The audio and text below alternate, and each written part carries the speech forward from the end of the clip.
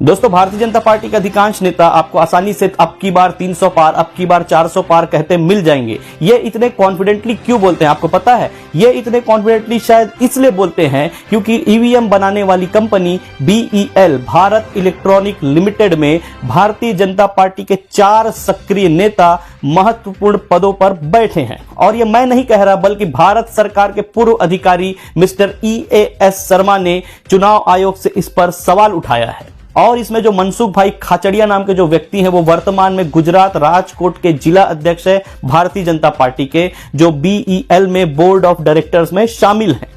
EVM के software designing update से लेकर ईवीएम किस स्थान में जाएंगे, कौन से राज्य में जाएंगे, उसके साथ साथ जो ईवीएम में सोर्स कोड होता है जिसके द्वारा ईवीएम में नतीजों पे फेरबदल किया जा सकता है, उस सोर्स कोड की जानकारी चुनाव आयोग तक को नहीं होती, बल्कि जिस मैन्युफैक्चरिंग कंपनी में ईवीएम बनता है वहां के इंजीनियरों के पास होती है। अब आप खुद सोचिए, जिस मैन्युफैक्चरिंग कंपनी में इंजीनियर काम कर रहे हैं, उस मैन्युफैक्चरिंग कंपनी में भारतीय जनता पार्टी के 4 सक्रिय नेता अगर वहां पर बड़े पदों पर विराजमान है, तो आप किस मुंह से बोल सकते हैं कि हमारे यहां चुनाव निष्पक्ष हो रहा है? और अगर ईवीएम पर सवाल उठता है तो क्या ही गलत उठता है? विपक्ष भी ईवीएम के और वीवीपैट के मुद्दों को लेकर चुनाव आयोग से कई महीनों से समय मांग रही है, लेकिन चुनाव आयोग इन सब मुद्दों पर उनसे बात ही नहीं करना चाहता और उन्हें समय ही नहीं दे पा रहा है। अब आप खुद सोचिए, लोकतंत्र में ही पारदर्शिता नहीं होगी, विभागों, एजेंसी और मैन्युफैक्चरिंग कंपनी में ही कैंसर की तरह ऐसे लोग अगर घुसे पड़े रहेंगे तो इस देश की स्थिति क्या होगी आने वाले वर्षों में? और जब लोकतंत्र, विभाग, एजेंसियां, कंपनियां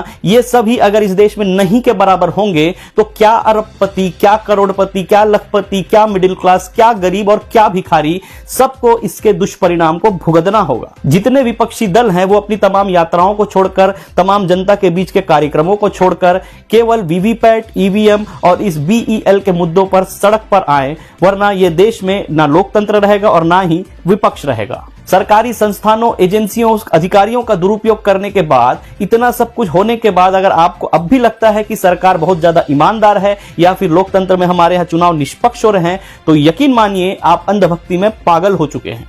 और अगर आज इस विषय पर हमारे देश का हर वर्ग, क्या अमीर, क्या गरीब, क्या फकीर, क्या सेलिब्रिटी, क्या खिलाड़ी, क्या क्रिकेटर, ये सभी अगर इस विषय पर मिलकर आवाज नहीं उठाए तो यकीन मानिए इसका परिणाम हर एक वर्ग को झेलना पड़ेगा, चाहे वो अरबपति हो, चाहे वो सड़क का भिखारी हो, सबको इसका खामियाजा आने वाले चुनाव के बाद भुगतना होगा। इसीलिए या तो आवाज उठाइए या फिर स्वस्थ रहे, मस्त रहे और अपनी बारी का इंतजार करते रहे। जय हिंद।